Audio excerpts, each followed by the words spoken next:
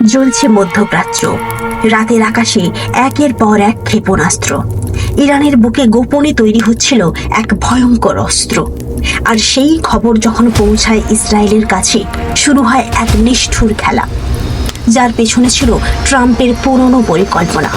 Iran আর ইসরায়েলের মধ্যে উত্তেজনা নতুন কিছু নয়, কিন্তু 2025 সালের মে মাসে শুরু হয় এমন এক ধ্বংসযজ্ঞ যা গোটা বিশ্বকে কাঁপিয়ে দেয়। নমস্কার বন্ধুরা, আপনারা দেখছেন নিঃশব্দ আলাপ। এই ভিডিওটা দেখুন এবং শুনুন। যদি ভালো লাগে তাহলে একটা সাবস্ক্রাইব এবং পাশে থাকা বেল আইকনটি ক্লিক করে দেবেন, যাতে আপনাদের সাপোর্টে আমরা এই চ্যানেলটিকে অনেক বড় করে তুলতে পারি। ইরান সমর্থিত হুথি বিদ্রোহীরা 4 মে 2025-এ ইসরায়েলের বেন গুরিয়ন আন্তর্জাতিক বিমানবন্দরের কাছাকাছি এক ব্যালিস্টিক মিসাইল ছুড়ে এতে 8 জন আহত হন। ইসরায়েল 5 মে 2025 থেকে ইয়েমেনে হামলা চালায়। হুথিদের বিরুদ্ধে শুরু করা হয় বিমান ও নৌ অভিযান। অর্থাৎ মে মাসে উত্তেজনা ছিল, তবে ইরান নিজে সরাসরি ইসরায়েলকে আঘাত করেনি। 13 থেকে 14 জুন 2025 ইসরায়েল শুরু করে অপারেশন রিজিং লিওন, যার মাধ্যমে তারা ইরানের পারমাণবিক ও সামরিক স্থাপনায় বড় ধরনের হামলা চালায়। এর প্রতিক্রিয়ায় ইরান চালায় শাহেদ ড্রোন ও ব্যালিস্টিক মিসাইল স্ট্রাইক। এটা ছিল দুই দেশের মধ্যে আসল যুদ্ধ। সেটি জুনেই শুরু হয়েছে।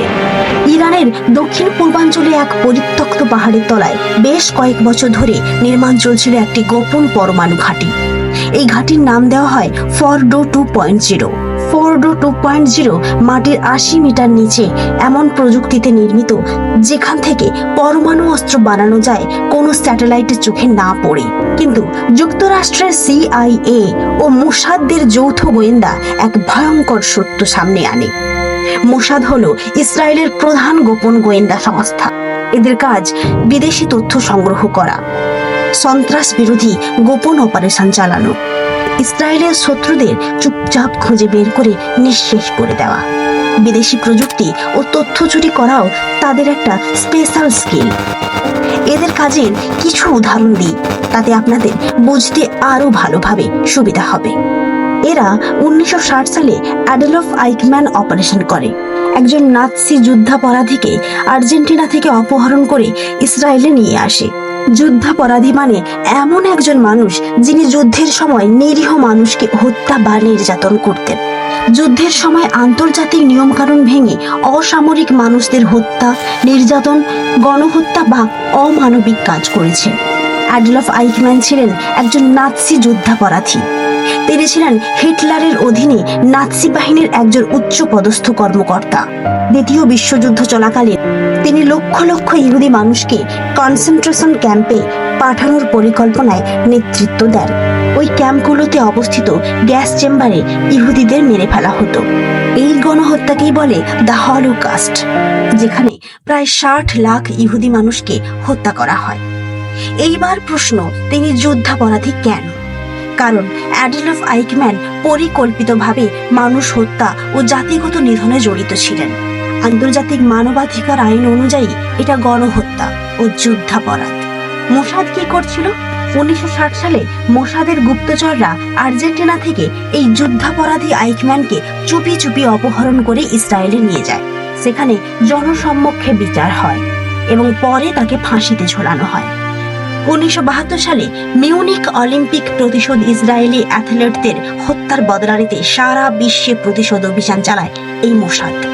2007 সালে অপারেশন অর্চার্ড সিরিয়ার একটি পরমাণু চুল্লি গোপনে ধ্বংস করে এই মোসাদ। 2020 সালে মহসেন ফখরিজাদেহ হত্যাকাণ্ড, ইরানের নিউক্লিয়ার প্রজেক্টের মূল বিজ্ঞানীকে গুলি করে হত্যা করে এই মোসাদ। মহসেন ফখরিজাদেহ, তিনি ছিলেন ইরানের সবচেয়ে গুরুত্বপূর্ণ ও রহস্যময় পরমাণু বিজ্ঞানী। তিনি কিভাবে মারা গেলেন? তাকে হত্যা করা হয় ইরানের রাজধানী তেহরানের কাছে এক ভয়ঙ্কর হাইটেক অ্যাসাসিনেশন অপারেশনে। কোনো মানুষ সেই হামলায় উপস্থিত ছিল না। একটি AI চালিত রিমোট কন্ট্রোল মেশিন গান দিয়ে গুলি করা হয়। 13 বার গুলি লাগে তার গায়ে। ইরান দাবি করে ইসরায়েলের গোয়েন্দা সংস্থা মোসাদ এই হত্যার পেছনে রয়েছে। কেন তাকে টার্গেট করা হয়? পশ্চিমা বিশ্ব ও ইসরায়েলের ধারণা ছিল ফখরে জাদেহ গোপনে ইরানের পারমাণবিক বোমা তৈরির মূল মস্তিষ্ক। তাই তাকে সরিয়ে দিলে ইরানের পরমাণু কর্মসূচি অনেকটাই ধাক্কা খাবে। এইবার আসি মূল বিষয়। 2018 সালে প্রেসিডেন্ট ডোনাল্ড ট্রাম্প যখন ইরান নিউক্লিয়ার ডিল বাতিল করে, তখনই তৈরি করেন এক সিক্রেট অ্যাকশন প্ল্যান। যদি ইরান গোপনে পারমাণবিক অস্ত্র বানায়, তাহলে যেন এক ধাক্কায় ধ্বংস করে দেওয়া হয় সেই ঘাঁটি। এই গোপন অপারেশনের নাম ছিল ডেজার্ট সিকল। সেই সময়কার মতো ট্রাম্প বিদায় নিলেও এই প্ল্যান রয়ে যায় CIA ও ইসরায়েলি গোয়েন্দাদের হাতে। 2025 সালের মে মাসের এক গভীর রাতে ইসরায়েল ব্যবহার করে rampage air to ground missiles, যেগুলো শব্দের চেয়ে দ্রুতগামী। এই মিশনের লক্ষ্য ইরানের সেই গোপন ঘাঁটি। মাত্র 7 মিনিটের মধ্যে ধূলিসাৎ করে দেওয়া হয় 3 বছরের নির্মাণ। ইরান তখন বুঝে যায় তাদের উপর নজর রাখা হচ্ছিল অনেক আগে থেকেই। এই হামলার পরে রাশিয়া, চীন ও ভারতের প্রতিক্রিয়া আসে ভিন্নভাবে। রাশিয়া সরাসরি ইসরায়েলের পদক্ষেপের নিন্দা করে। চীন ইরানকে সামরিক সহায়তা দিতে প্রস্তুত বলে জানায়। অন্যদিকে ভারত মাঝামাঝি অবস্থান নেয়, কারণ ইরান ও ইসরায়েল দুই দেশের সাথেই ভারতের গুরুত্বপূর্ণ সম্পর্ক। ইরান পাল্টা প্রতিশোধ নেওয়ার হুমকি দেয়। বিশ্বের সবচেয়ে গুরুত্বপূর্ণ তেল পরিবহন চ্যানেলগুলোর একটি হরমুজ প্রণালী বন্ধ করার হুমকি দেয়, যার মধ্য দিয়ে পৃথিবীর 1/3 তেল রপ্তানি হয়। প্রতিদিন প্রায় 20% তেল সরবরাহ হয় এই প্রণালী দিয়ে। পারস্য উপসাগর ও ওমান উপসাগরের মধ্যবর্তী একটি সংকীর্ণ জলপথ হল হরমুজ প্রণালী।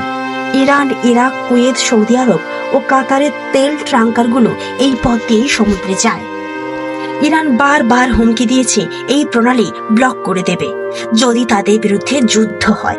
বিশ্বব্যাপী তেলের দাম বেড়ে যায় 40% এবং শুরু হয় নতুন এক ঠান্ডা যুদ্ধ মধ্যপ্রাচ্যে। এই লড়াইয়ে হারে না কোনো রাষ্ট্র, হারে সাধারণ মানুষ। এক ইরানি মা তার সন্তান হারিয়ে কাঁদে, এক ইসরায়েলি পরিবার তাদের ঘর ছাড়া হয়। রাজনীতি খেলছে বড় বড় চাল, আর মানুষ হারাচ্ছে জীবনের আশা। একটি গোপন ঘাঁটি ধ্বংস হতে পারে, কিন্তু যুদ্ধের আগুন সেটা জ্বলতে থাকে মানুষের ভেতরেই। যদি এই আগুন থামানো না যায়, তবে এই আগুন দুনিয়াকে ছাড়খাড় করে দিতে পারে। প্রার্থনা করো যেন যুদ্ধ থামে, আগুন নেভে, মানুষ বাঁচে। ভিডিওটা কেমন লাগলো আপনারা কমেন্ট বক্সে লিখে জানাবেন, আর ভালো লাগলে একটা লাইক করে দেবেন। আজকের ভিডিও এই পর্যন্তই। ভালো থাকবেন।